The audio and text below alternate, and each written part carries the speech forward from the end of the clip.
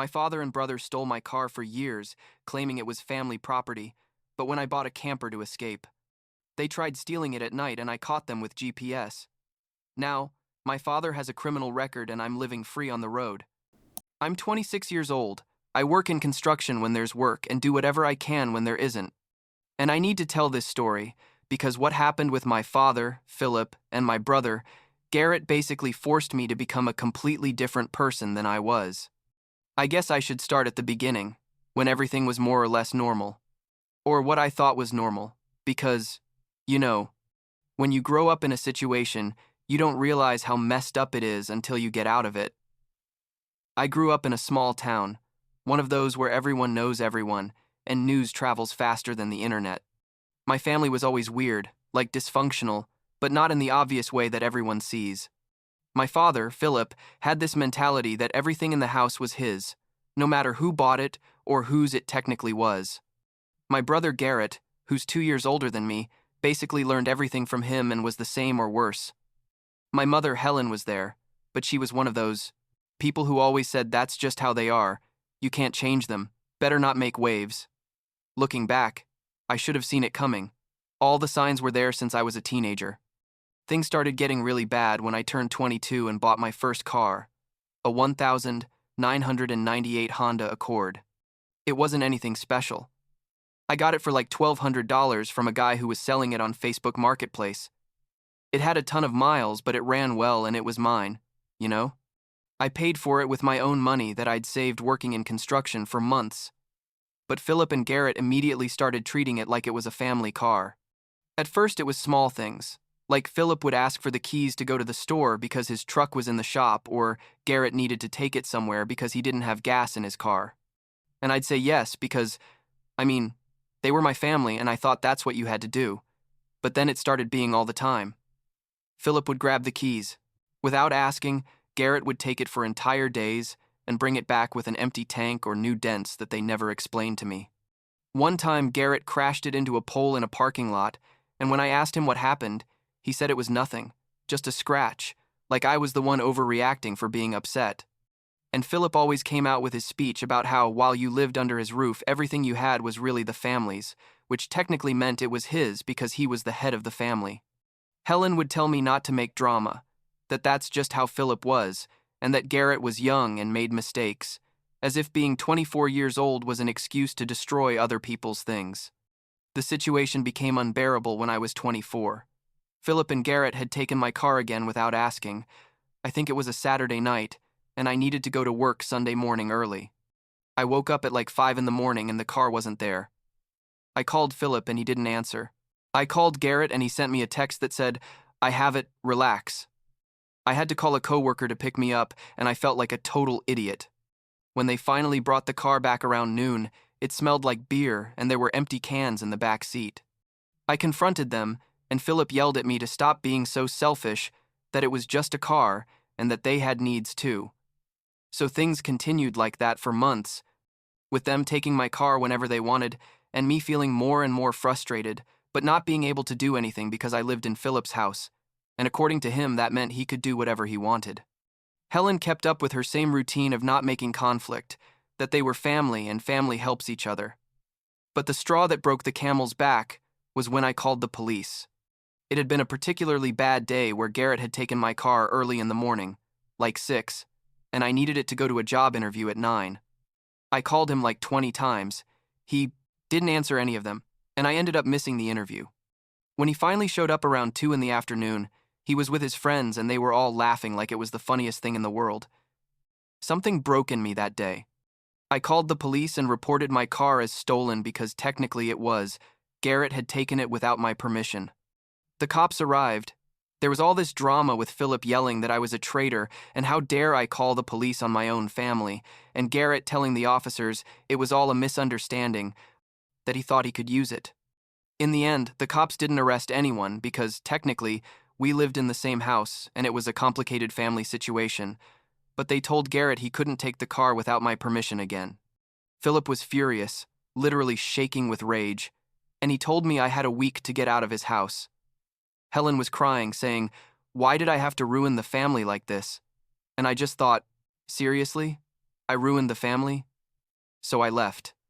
I didn't have many options, honestly. I stayed on a friend's couch for a couple of weeks while I figured out what to do, and during that time, Philip and Garrett kept sending me messages demanding the car keys because, according to them, they still had the right to use it. I blocked them and started thinking seriously about how I could live without depending on anyone in my family.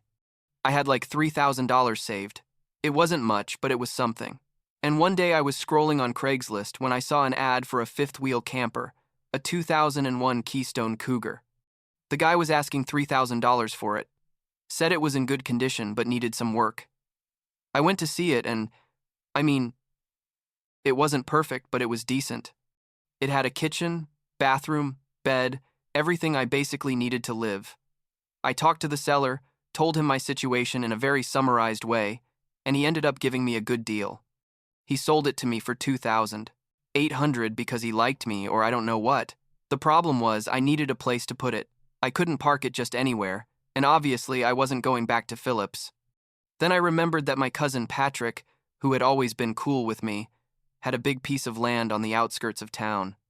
I called him and explained the situation, without going into too many details about how shitty my family was, and he told me no problem, that I could put the camper on his property for as long as I needed.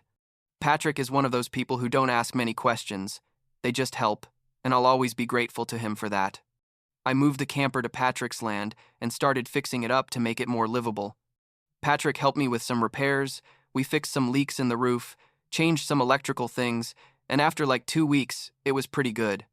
It wasn't a mansion, but it was mine, completely mine, and nobody could take it from me. I felt free for the first time in years, you know? I could come and go when I wanted. I didn't have to hide my keys. I didn't have to worry about someone grabbing my stuff. It was amazing. But of course, Philip and Garrett found out. I guess someone from town told them, because it's impossible to keep anything secret in such a small place. One day I was working on the camper. I think I was installing some new curtains when they arrived in Philip's truck. My heart started beating fast because I knew they weren't coming for anything good. Philip got out with that face he has when he thinks he has every right in the world to do what he wants, and Garrett came behind with his arrogant smile that always made me want to punch him. Philip got straight to the point.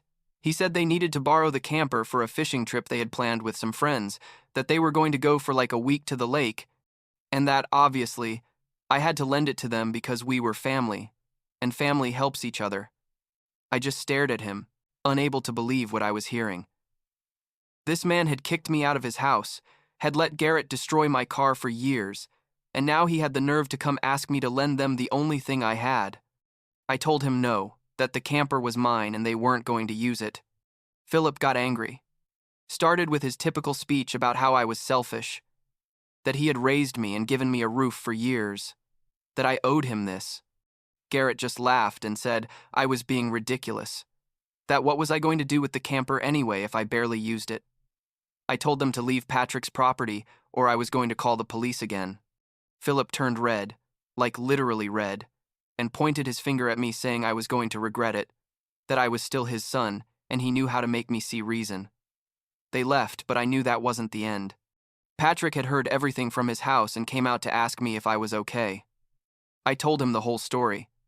Everything that had happened with Philip and Garrett, and he just shook his head saying he'd heard rumors about what Philip was like but didn't know it was that bad. During the following weeks, the calls started. Philip called demanding I lend him the camper. Helen called crying saying why couldn't I just do this for my father, that it was only a week. Even some family members started calling saying they'd heard I was refusing to help my family, that wasn't right. It was like everyone had agreed to make me feel like the bad person, but I knew the truth. I knew that if I lent them the camper, they were going to destroy it, like they destroyed my car, or worse, they weren't going to give it back. So I stood firm, blocked some numbers, and went on with my life. But Philip and Garrett aren't the type to give up.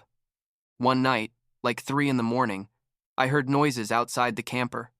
I woke up half asleep and confused, and when I looked out the window, I saw Philip's truck parked nearby. I went out quickly and found the two of them trying to hitch the camper to the truck. They had a flashlight and were working in silence, thinking I was asleep and wouldn't realize until morning. I started yelling at them asking what the hell they were doing, And Garrett had the audacity to tell me, shut up, that they needed it and they were going to return it in a week. Patrick heard the commotion and came out of his house with a shotgun, not pointing it at anyone but letting them see it. He told them they had 10 seconds to get off his property, or he was going to call the police, and this time, he really was going to press charges for attempted theft. Philip started saying that Patrick didn't understand, that this was a family matter, but Patrick didn't let him finish. He told him he didn't care, that this was his property, and they had no right to be there, much less trying to steal something. Garrett and Philip left, but Philip yelled from the truck that this wasn't going to stay like this, that I was going to pay for humiliating him. The next day, Patrick and I talked about what to do. He suggested we install some security cameras and motion sensors around the camper, and he also told me there were GPS trackers you could install on vehicles and trailers just in case. We went to an electronics store and bought everything. We spent like $400, but it was worth every cent. We installed 2 cameras, one pointing toward where the camper was parked and another toward the entrance to the property, and we put motion sensors that sent alerts to my phone if they detected something. We also installed the GPS tracker, hidden in the camper, in a place where nobody would find it unless they knew exactly where to look. Like 2 months went by without anything happening. I thought maybe Philip and Garrett had finally understood they weren't going to get the camper, that they were finally going to leave me alone. I kept working in construction, living in my camper, and honestly, I was starting to feel good. I had my space, my independence, nobody bothering me. Patrick and I became closer during this time. He helped me with some repairs on the camper, and I helped him with work on his land when I could. It was like the family I always wanted to have, without all the drama and toxicity. But then the 4th of July came, and my aunt, Helen's sister, organized a family barbecue. Helen called me like 5 times asking me to go, saying the family misses you, that it would be good for everyone to be together. Honestly, I didn't want to go, but part of me, that stupid part that still wanted to believe things could be different, decided yes. I thought maybe in a public environment with more family, Philip and Garrett would behave like normal people. Spoiler alert, I was completely wrong. I arrived at the barbecue, and at first everything was fine. I greeted my uncles and aunts, some cousins I hadn't seen in a long time, ate something. Philip and Garrett were there, but they ignored me completely, which, honestly, I preferred. But then, after everyone had eaten and some were drinking beers, Philip decided it was the perfect moment to make a scene. He stood in the middle of the patio with a beer in his hand and started talking loudly about how some children don't respect their parents, how they become selfish and forget everything their families have done for them. Everyone knew he was talking about me. I tried to ignore it, but he continued, getting more and more specific. He started telling his version of the story, saying he had given me everything, that he had raised me after my mother died, I forgot to mention. My mother died when I was 8, and Philip remarried Helen like a year later, and that now I didn't even have the decency to help my own family when they needed it. Garrett was there nodding, adding comments about how I thought I was better than all of them. Some family members were uncomfortable, others seemed to agree with Philip, and I just wanted to disappear. Then my cousin Rebecca, Patrick's daughter, stood up and said loudly, "That's enough." Rebecca is like 28 years old and has always been one of those who doesn't stay quiet when she sees injustice. She told Philip and Garrett that everyone knew what had really happened, that they had been abusing me for years, taking my things, destroying my car, and that now they were playing the victims. Philip tried to interrupt her, but Rebecca didn't let him. She kept talking, telling everyone about how they had tried to steal my camper twice, about how Philip had kicked me out of the house. Helen started crying, and some family members looked surprised, like they couldn't believe what they were hearing. Others, the ones who knew Philip well, didn't seem surprised at all. Philip got furious with Rebecca, yelled at her to mind her own business, but Patrick also stood up and told him to shut up, that Rebecca was right, and he was a witness to everything. Garrett tried to defend Philip, but by that point, several more cousins were on Rebecca and Patrick's side. The barbecue was basically ruined after that. Some family members left, others stayed, but the atmosphere was super tense. I left early, thanked Rebecca and Patrick for defending me, and went back to my camper feeling a strange mixture of relief and sadness. Relief because finally someone had told the truth out loud. Sadness because it confirmed that my family was completely broken and there was no way to fix it. After the barbecue, Philip and Garrett didn't contact me for a while. I thought maybe the public humiliation had made them reconsider their behavior, but I should have known they were just planning something. Like a month after that, I had to leave town for work. I had gotten a construction contract in a city like 3 hours away. It was good money and the job was going to last 2 weeks. I told Patrick I was leaving. He told me not to worry, that he was going to keep an eye on the camper while I wasn't there. I'd been gone for 10 days when, one night, like 11, my phone started ringing with alerts from the GPS tracker. The camper was moving. My heart started beating like crazy. I immediately called Patrick and he told me he was going to go see what was happening. I also called the police, gave them the GPS tracker number and the address where the camper was. According to the GPS, it was moving down the main highway toward town. Patrick called me back like 5 minutes later, saying he'd arrived at his property and the camper wasn't there, that he was going to follow the GPS to see where it was going. I was 3 hours away, unable to do anything, feeling a rage and helplessness I can't even describe.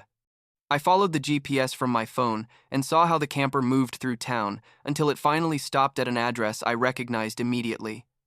Philip's house. These damn idiots had not only stolen my camper, they'd taken it directly to Philip's house as if they didn't care about getting caught.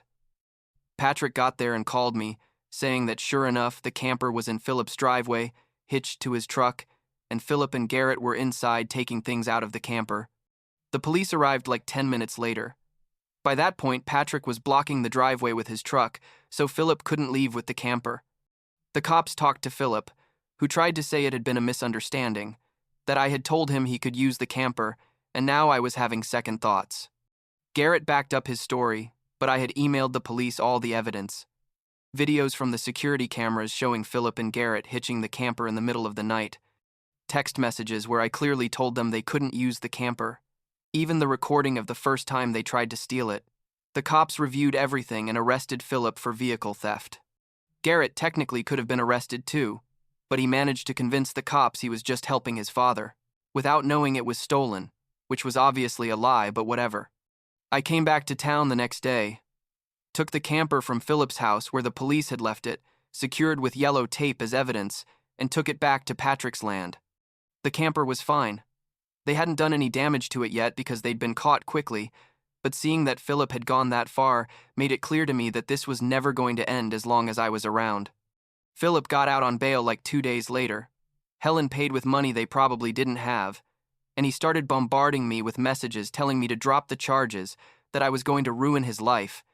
To please think of the family, I blocked her. The legal process took like 3 months. Philip pleaded guilty, because with all the evidence we had, he had no choice. He got a fine of like $3,000, probation for 2 years, and a restitution order to pay me for legal expenses and the cost of the GPS tracker and security cameras. Obviously, I never saw that money, but the restraining order I also got was enough. Philip and Garrett couldn't come near me or the camper for at least 2 years. But even with the restraining order, I didn't feel safe staying in town. Too many people looked at me weird, like I had been the bad guy for getting my father in trouble with the law. Helen had convinced several family members that I had exaggerated everything, that Philip had just made a mistake out of frustration. Only Patrick, Rebecca, and some close cousins really understood what had happened. I decided I needed to leave completely, start over somewhere else where nobody knew my story. Patrick helped me prepare the camper for long trips. We checked the entire electrical system, the tires, the brakes. We made sure everything was in perfect condition. I also installed solar panels on the roof to have electricity when I was on the road. And I got a remote job doing construction estimates for a company that allowed me to work from anywhere with internet. It wasn't perfect, but it was enough to survive. 2 weeks after the whole legal process ended, I packed all my things, said goodbye to Patrick and Rebecca, and left town. I didn't have a specific destination. I just knew I needed to be far away. I've been traveling for the last 6 months, moving from place to place, working from the camper, and honestly, it's the first time in my life I feel really free. I don't have to worry about someone taking my things. I don't have to deal with constant family drama. I don't have to justify my decisions to anyone. Last week, Helen sent me a message from a new number I didn't have blocked. saying Philip was sick, that I needed to come home. I didn't respond. I don't know if it was true or just another manipulation. And honestly, I don't care. Patrick keeps me updated on what's happening in town. Tells me Philip and Garrett are still the same, that some family members ask about me, but most have moved on with their lives. Sometimes I feel guilty for cutting contact so drastically, but then I remember everything that happened, and I know it was the right decision. I'm okay now, better than I've been in years, and that's enough for now, I guess.